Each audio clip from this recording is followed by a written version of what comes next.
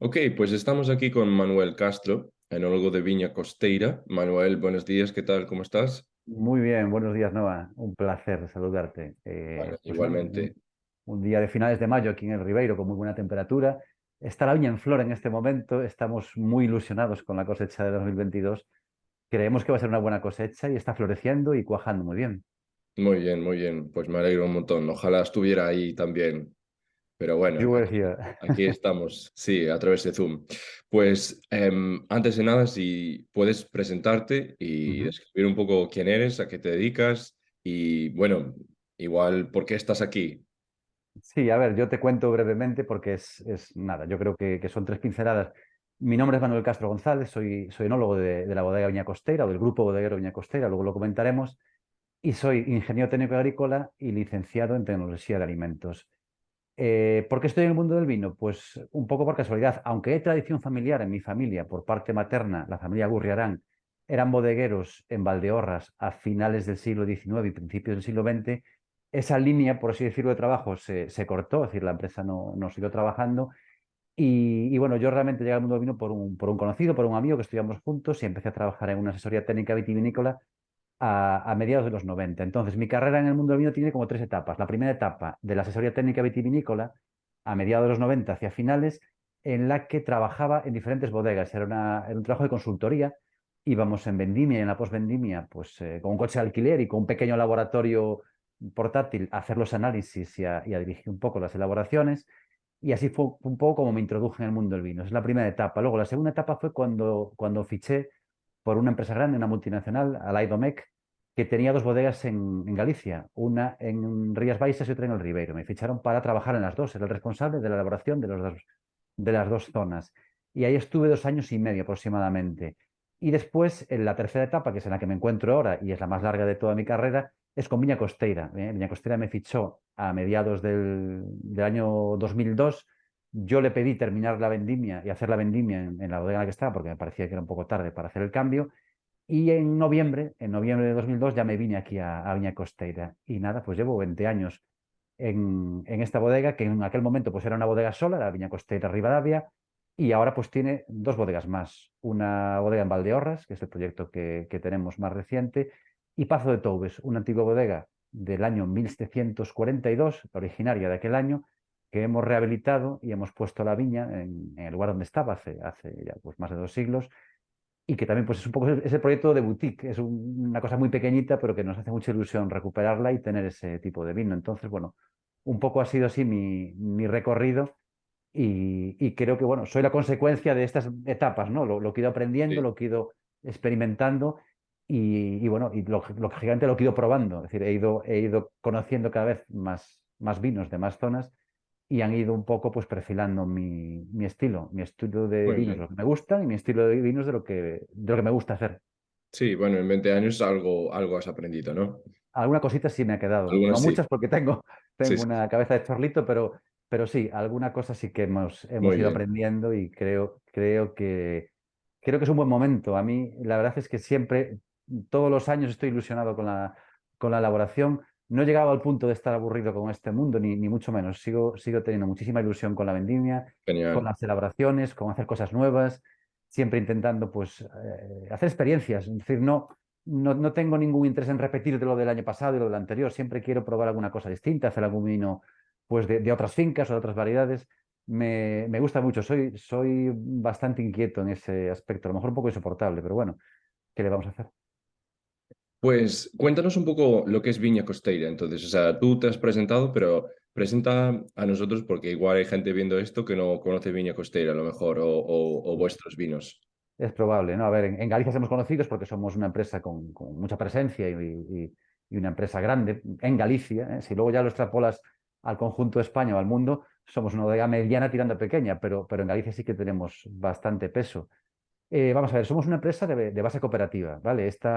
Esta empresa nace a mediados de los años 60 por una necesidad de agrupar a viticultores y que elaboren su vino en una instalación y bueno, se materializa en el año 1968 en una asamblea que se celebra en el Cine Río de Rivadavia, cuando los cines eran cines, cines de los de antes, grandes espacios, grandes salas de cines, de butacas. esa asamblea tuvo más de 1000 viticultores. Bueno, imagínate, sentados en los pasillos, por los laterales, totalmente lleno el cine. Y fue en la asamblea en la que se constituyó la bodega cooperativa del Ribeiro, y que además en esa asamblea también se decidió fusionarse con otra cooperativa que ya había en el Ribeiro, que era la cooperativa San Pedro de Leiro, que esa data de 1952, fue la primera Y cooperativa eso del también es Ribeiro. destacable, ¿no? Porque yo entiendo que en Galicia, bueno, han habido por lo largo de la historia muy pocas cooperativas, en general, Efectivamente. comparado con el resto de España, por ejemplo. Mm.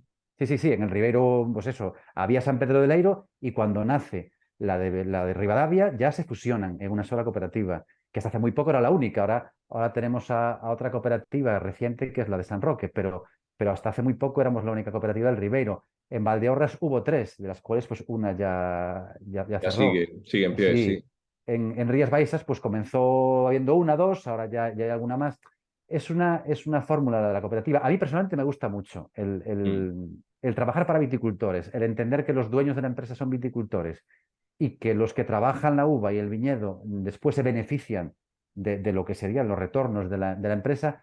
A mí, que he trabajado en empresa privada y he trabajado en multinacional, me gusta cualquiera de las fórmulas, pero la cooperativa me hace sentir como más partícipe. Aparte, luego los viticultores estableces una relación personal muy, muy bonita. Es decir, vas por Rivadavia o vas por otros sitios, te Mm. saludan, saben quién eres, están orgullosos de su vino, y entonces te dicen, oye, pues tomé el otro día Viña Costeira, o tomé pues el colección de Treisadura y me encantó, o mi hija se casa, ¿cuál me recomiendas? ¿El Treisadura o el Godello? Entonces se establece, no sé, una relación. A mí me gusta mucho trabajar en la cooperativa, y aunque sé que en otras zonas de España es una figura que está denostada y hay gente que no le gusta la fórmula empresarial de la cooperativa, a mí personalmente creo que funciona muy bien. Y de hecho en Galicia somos cooperativas que somos marquistas, que es una cosa también Sí, curiosa, porque eso en sí, España sí. no se da, y sin embargo aquí pues piensas en Martín Codas, en Paco y Lola, en Condes del Barey, piensas en Viña Costeira. Es decir, son cooperativas que han trabajado bastante el vino embotellado y que han trabajado la marca, y eso es una cosa que no se daba muy, muy a menudo en otras zonas. Bueno, es curioso que digas vino embotellado, porque no empezó así, No, entiendo. claro, claro. A ver, los comienzos, pues tú imagínate, nos volvemos otra vez al año 68, Sí, sí, sí. cuando arranca Me interesa un la, poco que hables de los comienzos y el camino que has recorrido. A ver, yo no estaba todavía, yo no había nacido, Claro, bueno, porque yo soy muy viejo, pero no tanto. Entonces, en el comienzo, en esos primeros años, el mercado estaba dominado por los vinos de granel. Los vinos se vendían en barriles, en pipotes, lo que se llamaban, y se consumían sobre todo en hostelería, pues en puntos grandes de consumo: Ourense, Vigo, Santiago, A Coruña. Incluso viajaba más allá. La mayoría del vino se vendía en granel, no llevaba marca y no llevaba etiqueta. Pero nuestro fundador, Eulogio Gómez Franqueira, que también fue fundador de la empresa Coren, otra gran empresa cooperativa aquí agraria de Ourense, tenía muy claro que quería poner en el mercado un vino con marca, un vino con nombre.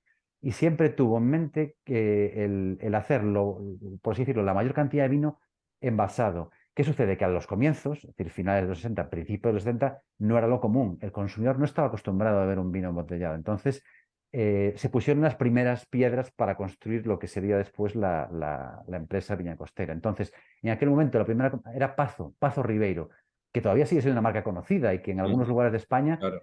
en algunos casos, es casi como sinónimo de Ribeiro. Es decir, en el País Vasco o en Cataluña, mucha gente piensa en Ribeiro y piensa automáticamente en Pazo Ribeiro. Claro, son muchos años, son más de 50 años en el mercado, y para mucha gente es una referencia.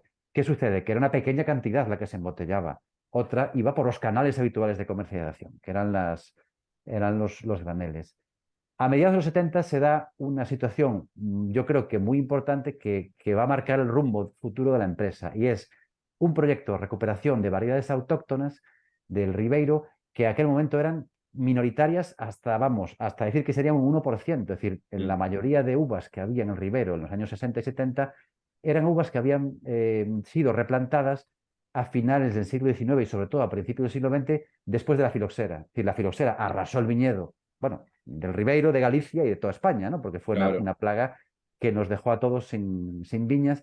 Y la replantación de esas zonas, nos ocurrió aquí como otras también de España, fueron con variedades que el viverista ya traía injertadas. Es decir, el viverista jerezano no traía Treixadura, Albariño, Godello, Claro, Loureira, trajo no, no. palomino. Él traía Palomino, que era lo que tenía. Es decir, Sí. ellos sufrieron antes la entrada de la filoxera. Ellos hicieron ya la solución, que era hacer el injerto, ¿no? El pie americano y la variedad europea, ¿Y cuáles ponían ellos? Las suyas. Entonces, el viverista ya traía la planta injertada con su variedad, sobre todo palomino, Mm. en el caso de las blancas, y en el caso de las tintas traía Alicante Bouchet, lo que sería la garnacha tintorera. Imagínate el viticultor de principios del siglo XX. No tenía ningún interés en preservar la genética varietal ni en hacer vinos especialmente afrutados, florales o con características. No, no. Necesitaba producir vino lo antes posible y bueno, pues aceptó lo que traía. Menos mal que algunos viticultores se resistieron y dijeron, no, no, tráeme el patrón americano y yo injerto mi variedad. Entonces, bueno, hubo algunos pocos románticos, me parece a mí, que mantuvieron viñas de variedades tradicionales autóctonas y que gracias a ellos, en los años 70, a mediados de los 70, un proyecto conjunto con la Caja Rural de Galicia, en colaboración con la Estación Enológica recién creada y en colaboración con Viña Costeira, se inicia un proyecto de recuperación de variedades tradicionales y autóctonas del Ribeiro. Y gracias a eso, pues muchos de nuestros viticultores tuvieron plantas para experimentar y para conocer, sobre todo de Treixadura. También se puso algo de torrontés en zonas en las que se entendía que iba a estar mejor adaptada, algo de Godello, algo de Albariño, también Loureira, que estaba muy bien adaptada. Y bueno, fue una etapa de experimentación y una etapa de sembrar la semilla que después, en los años 80, brotó y que empezó realmente a funcionar, que Claro, además sí. es que se veía venir un cambio en el consumo del vino. Se sabía que íbamos a tener tiempos en los que se iba a consumir menos vino, pero de más calidad y sobre todo de más personalidad. Y yo te digo una cosa, los vinos de Palomino no tienen mala calidad, porque una uva de Palomino bien elaborada, bien cuidada y trabajada, pues tecnológicamente, hace un vino con calidad. ¿Qué es lo que le falta al Palomino? La personalidad.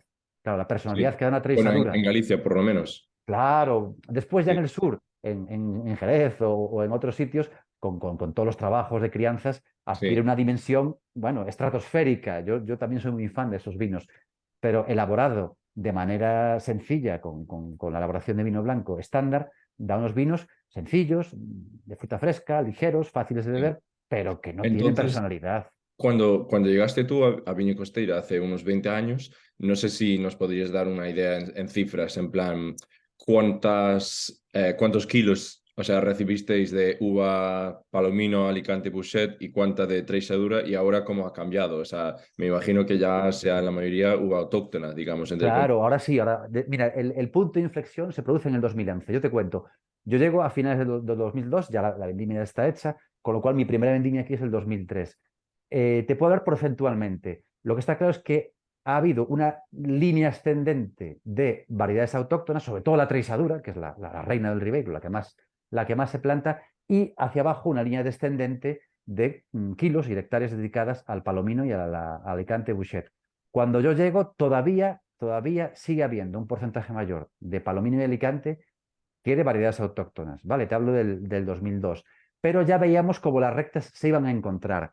En el 2003 podíamos hablar a lo mejor de un 66% de Palomino y Alicante Bouchet, 33% de uvas autóctonas, que luego sería un 60-40, un 55-45, y el punto de corte se produce en el año 2010-2011. 2010 fue la última vendimia en la que el Palomino y el Alicante Bouchet fueron superiores a las autóctonas. A partir del año 2011 ya fue mayor la cantidad de autóctonas, sobre todo de Treixadura, con el resto de variedades, ya te digo, Torrontés, el Godello, Albariño, Loureira, Caíño y demás. A partir del 2011 ya he sido siempre superior la cantidad de uvas autóctonas que de Jerez.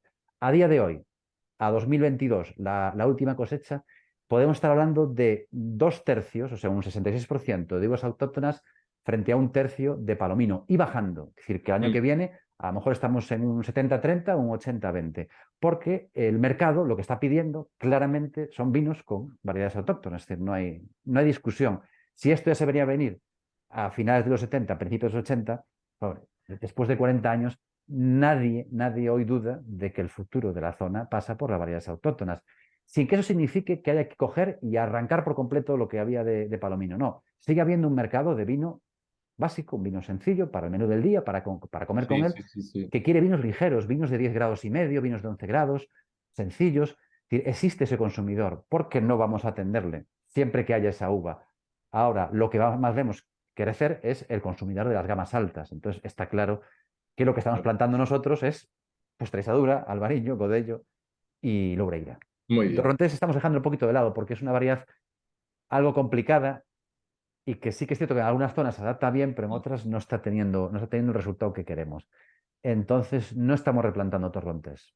Hay una cantidad, pueden ser 300.000 kilos de torrontés que se cogen al año, pero que vemos que va a ir bajando de año a año porque no se está promocionando la plantación de esa uva. Ahora, la tresadura, de maravilla, cada vez se ponen más variedades como la tresadura en fincas propias y de nuestros viticultores. Sí, sí, La sí. Godello está teniendo una demanda tremenda, todo el mundo quiere Godello, entonces se está plantando Godello. Albariño también está viendo una demanda, pero bueno, al ser una uva menos productiva y un poquito más delicada, se está plantando, pero con más cuidado. Hay que escoger bien el sitio. No... Pues hablemos de variedades, ¿vale? Venga. Porque me parece que la gente, me parece interesante que la gente conozca un poco bueno, de mano de un enólogo, o sea, un enólogo gallego. Cuéntanos un poco de, bueno, la treisadura, el perfil de la treisadura, cómo lo colocas en el contexto de las variedades mundiales, cómo lo Ujú. colocas en contexto como perfil organoléptico. Cuéntanos un poco, porque me parece que muy poca gente haya tenido la oportunidad de probar o una traisadura monovarietal o una traisadura en cupaje, como es bastante habitual en Ribeiro. Entonces, si tuvieras que darnos como en 15-20 segundos una breve explicación de la traisadura, ¿cómo explicamos la traisadura y cómo lo colocamos en el mundo mundial? Ujú. Ahora, Tesador es la reina del Ribeiro, sin ninguna duda, es la variedad mejor adaptada a nuestro clima y a nuestro suelo. Comentar que el Ribeiro es un clima de transición entre lo atlántico de Pontevedra, que está pegado a la costa, y lo continental de la zona interior de Ourense, que ya está pues, más continental. Entonces, en este punto intermedio, que estamos a unos 50 kilómetros del mar, la Treixadura es la mejor variedad, pero también se da bien la Godello, también se da bien la Albariño, la Loureira. La Treixadura en sí tiene unas cualidades desde el punto de vista aromático frutales con un abanico muy amplio de aromas. Es decir, dependiendo del clon, dependiendo de la subzona donde la labores o del suelo que proceda, tienes desde la fruta blanca más pura, tipo manzana, pera, membrillo, notas de fruta de hueso que para mí son siempre muy claras y que yo las identifico muy bien con la ciruela amarilla, la ciruela Claudia, y después también salen notas a veces del albaricoque y melocotón. Algunas veces sale un perfil de tipo floral, que también es muy delicado, muy rico. Recuerda un poco a flores blancas o a pétalos de rosa. Es sutil, ¿eh? Estaría como un segundo nivel. Y ocurre a veces sale piel de cítricos. A mí me sale piel de naranja, piel de limón. Depende también un poco del estado de madurez. No en todas las cosechas sucede, pero en cosechas un poquito más frescas sale más piel de cítricos. Entonces, en el aroma es de carácter frutal en un 80% y podríamos hablar que podía tener un 15% de carácter floral y un 5% de carácter herbáceo. También aparece a veces hierba fresca, ¿vale? En las trisaduras menos maduras o en años con un grado alcohólico potencial menos Vale, alto. de A acuerdo. nivel Entonces, aromático, comparando la treisadura con una otra uva para que la gente tenga contexto, por ejemplo, es podría difícil dar recuerdos sacarlo de contexto, pero Es para complicado. comparar. Yo a veces me encuentro probando vinos de Viognier que me vienen recuerdos a trisadura, Mm. aromáticamente hablando, ¿eh? O de Chenin Blanc. También puede ser una variedad que Es aromáticamente lo que iba a pueda decir yo, tener. Chenin Blanc, sí. Mm. Sí, porque Eh, tiene fruta blanca, porque tiene esas notas a veces herbales, tiene algún recuerdo a veces cítrico. Yo posiblemente en el aroma podría recordar a una mezcla entre la Chenin y la Viognier, algo parecido. ¿Qué sí, ese sucede? toque Que de cuando la metemos en boca, amielado, ¿no? Ese toque un poco de flores blancas. cuando madura, efectivamente, cuando la tresadura es joven, es netamente frutal y floral, pero cuando pasan los años, empiezan a salir esas mieles, esos membrillos que recuerdan mucho a las Chenins de Loire, ¿no? Esas que están maduradas largamente. Mm, Y también se trabaja mucho las lías, ¿vale? Aquí también estamos trabajando mucho crianza en lías, que también se hace mucho en el Loire, entonces pueden aparecer esas notas que te recuerdan a la panadería, notas cremosas. La diferencia quizás es que cuando uno lo mete en boca, la traisadura ya no se parece en nada a esto, porque tiene la acidez mucho más mm, moderada que la Chenin, ¿vale? La Chenin suele ser un poquito más fresca y más afilada, y la traisadura es una boca de acidez media, incluso media menos, si nos vamos al estilo de cata del WCT3, sí. porque en años de mucha madurez, las acidez rondan los 5 gramos litro. Mm, 5, 5,2, 5,3. Entonces, es la típica uva que Sola está muy bien porque es suave, sedosa, fácil de beber, elegante, pero si le aportas un pequeño porcentaje de albariño o de godello o de loureira, le das una subida de acidez y una subida de Ah. alegría, lo que yo llamo rock and roll, ¿vale? La trisadura es como muy suavita, muy música clásica, una balada, y de Sí. repente pues entras con un porcentaje de 10-15% de albariño, otro tanto, o un poquito menos de godello y algo de loureira, y de repente cambia aromáticamente. Llegan estas notas cítricas y florales típicas del albariño o herbales y balsámicas de la loureira y luego la contundencia en boca, es decir, la boca cambia. De repente aparece pues 0,4, 0,5 más gramos litro de acidez, con lo cual le pega un punto de frescor mucho más, no sé cómo dice, más vivo, más eléctrico. Ujú. Y bueno, lógicamente es algo que los elaboradores de toda la vida lo sabían y por eso lo normal es encontrarse la trisadura en blends. Sí, pues Monovarietales es los hay, algo, sí, pero es tradicional algo son los blends. que quiero destacar también, porque históricamente hablando, los vinos de Ribeiro siempre han sido cupajes, blends. Siempre, siempre. A ver, Siempre. lo que había aquí siempre eran blends, además field blend, o sea, venían de la viña mezcladas, porque eran viñas que tenían varias filas de trisadura, unas pocas de godello, algunas de torrontés, otras de albariño. Entonces, Sí. lo normal era que se vendimiase todo junto y que se elaborase.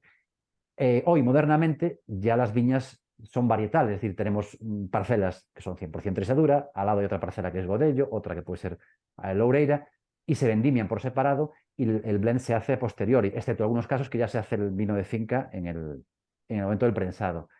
Pero lo normal aquí es la mezcla, porque la trisadura por sí sola está buena, pero cuando se mezcla con otras está mejor. A ver, el ejemplo es Viña Costeira. Viña Costeira es un vino de blend y es un vino que es muy apreciado y curiosamente lo mandas a catas o a concursos con otros vinos que en teoría son superiores, como puede ser pues un 100% trisadura, y sin embargo el que te trae la medalla es el Viña Costeira. O sea que yo lo comparo a pintar un cuadro. Pintar un cuadro con un solo color o pintar un cuadro con una paleta de colores. Es Mm, decir, hombre, si eres Picasso y eres muy, muy, muy bueno, con el azul haces maravillas. llegas, sí.